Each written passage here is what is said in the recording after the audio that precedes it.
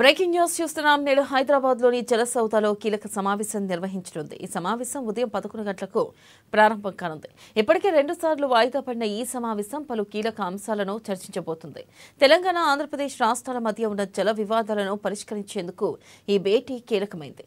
Nagarjuna Sagar project భద్రతకు సంబంధించి నిఘా, తనిఖీలు, పర్యవేక్షణ కేఆర్ఎంబీ పరిధిలో ఉండాలని తెలంగాణ కోరుతుంది. ఇక సాగర్ ప్రాజెక్టు తెలంగాణకు చాలా కీలకమైందని, దాని నిర్వహణ హక్కులు తమ చేతుల్లోనే ఉండాలని రాష్ట్ర ప్రభుత్వం తన వాదనలో బలంగా వినిపించనుంది.